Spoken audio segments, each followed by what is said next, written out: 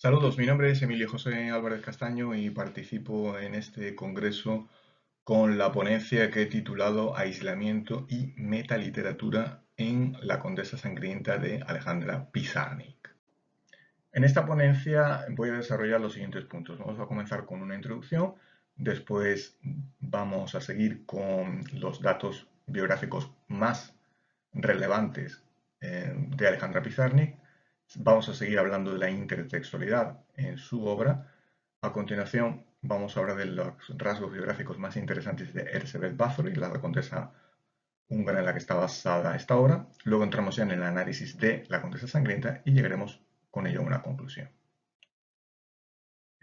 Cuando se han hecho estudios sobre Alejandra Pizarnik, normalmente hay abundante información sobre temas como el su desequilibrio psicológico, la sexualidad y la corporalidad. Sin desconsiderar eh, estos temas, nosotros nos vamos a centrar sobre todo en la cuestión de la metaliteratura. Recordamos que Alejandra Pizarnik, que es una escritora argentina, nacida en 1936, fallece en 1972, estudia filosofía y letras en la Universidad de Buenos Aires y después marcha a París en el año 1960. Allí estudia también historia de las religiones y literatura francesa en la Sorbona. Regresó a Buenos Aires y después de una estancia en un psiquiátrico motivado por una depresión, tuvo dos intentos de suicidio y finalmente pues acabó quitándose la vida. Tras su muerte se han publicado compilaciones de su obra, biografías y sus diarios. Religiosamente hay que decir que Pizarnik era una judía en la sociedad argentina, por eso ella misma se llegó a considerar una exiliada, iba a decir que no tenía patria, y por eso su lugar lógico era París. No solo por esto, sino también en el plano sexual, puesto que era una ciudad que le permitía sentirse refugiada por su orientación sexual. Y todo ello, pues, esta mezcla de elementos en su biografía en cuanto a seguimiento de su producción literaria. En el plano literario, eh, Pizarnik llega a la intersexualidad gracias a sus vastas lecturas, de las que hay numerosas referencias en sus diarios, donde se expresa su pasión por los libros, los que lee, los que ojea, los que escribe y los que compra. Y ahí traigo diferentes citas en ese sentido, como habla de sobre cómo son su islita semi-despreciada y eh, por qué los ama y los desea. Eh, Más citas en ese sentido, donde indica que lo que necesita es la soledad para estar todo el día leyendo, también escribiendo, es eso con lo que disfruta, con lo que goza, y habla de T.E. Lawrence, que leía 6 libros por día, y dice que eso es la vida para ella, ¿no? Disfrutar de la lectura, ¿no? Entrando ya también en cuestiones de escritura, tenemos las citas que aparecen aquí en tercer y en cuarto lugar. Como escritora, se le presenta mm, una situación en la que se han encontrado numerosos escritores, sobre todo en la posmodernidad, que es el hecho de que es muy complicado ser original, es muy complicado decir algo novedoso que no se haya dicho ya. Por lo tanto, una de las propuestas que tiene la posmodernidad es la de la intertextualidad, es decir, construir un texto a partir de uno ya existente. Me centro ahora en la cita número 4 de esta pantalla, de esta diapositiva que tienen ustedes ahora mismo, donde dice, y si leo, si compro libros y los devoro, no es por un placer intelectual, yo no tengo el placer, solo tengo hambre y sed, ni por un deseo de conocimiento, sino por una astucia inconsciente de que recién ahora descubro, coleccionar palabras, prenderlas en mí como si ellas fueran harapos y yo un clavo, dejarlas en mi inconsciente, y a partir de ahí, cuando despierta a la mañana siguiente, encuentra ya el poema hecho. Esta cita en concreto me parece muy ilustrativa sobre la concepción literaria que tenía Alejandra Pizarnik, en en relación a esta intertextualidad, es decir, cómo ella, a partir de las lecturas que tiene, las asimila y a partir de ahí crea algo nuevo, ¿no? Continuamos ahora con, al igual que hemos hecho con Pizarnik, con una breve sinopsis de la biografía de Elizabeth Bathory, que es la condesa húngara, perdón, en la que se basa esta obra de Alejandra Pizarnik. Ahí tienen ustedes también los años de nacimiento y de función. A los 15 años se casó con un primo suyo, al que apenas veía porque en aquella época era un guerrero, estaba casi siempre combatiendo en las diversas guerras que había en la zona. Quedó viuda en el año 1604 y desde ese momento comienzan ya las acusaciones sobre una serie de crímenes que tienen lugar en su castillo, ¿no? En el lugar en el que residía esta condesa. De tal forma que el rey Matías II ordena una investigación en el castillo de la condesa Elizabeth Bathory y acaban encontrando numerosas jóvenes torturadas y otras ya incluso asesinadas. La acusación se centró sobre todo en las muertes de las jóvenes de clase noble, porque las que no eran de clase noble eh, no se consideraban como asesinatos, porque no eran casi ni personas, ¿no? Eran unas personas en las que si el noble disponía de su vida, pues podía hacerlo libremente y no le sucedía nada. De tal manera que fue acusada y condenada por el asesinato en principio de 600 mujeres, lo que algunas personas han identificado, han hecho que la identifiquen como la mayor asesina en serie de toda la historia.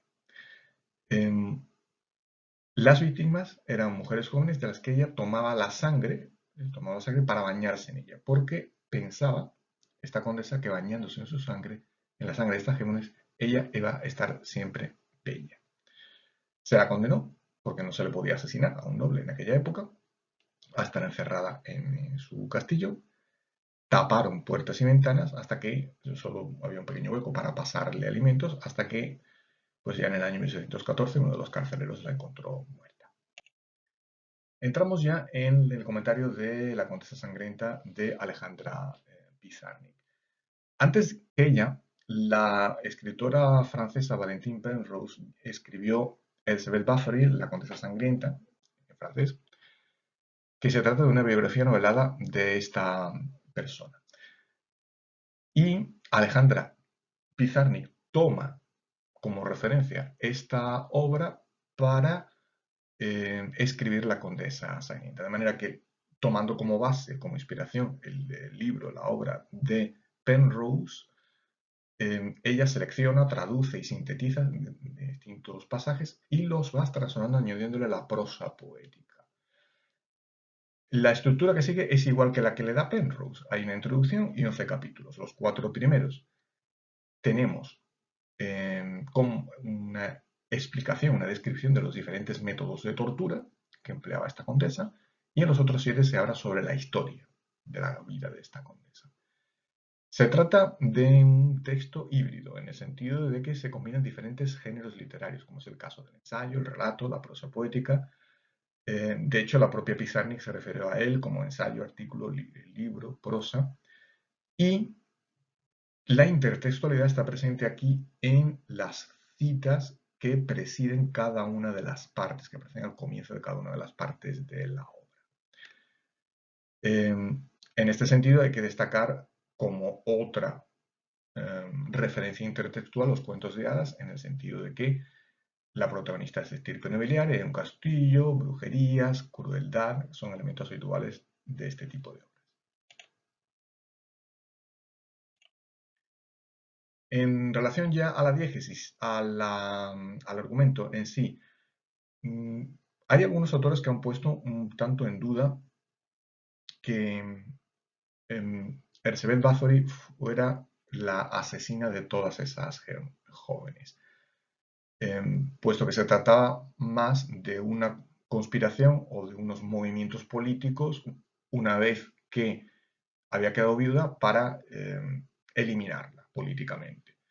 El caso es que, ya sea historia o ya sea leyenda, Pizarnik se basa en la vida de esta condesa para desarrollar un argumento que tiene un claro contenido sádico.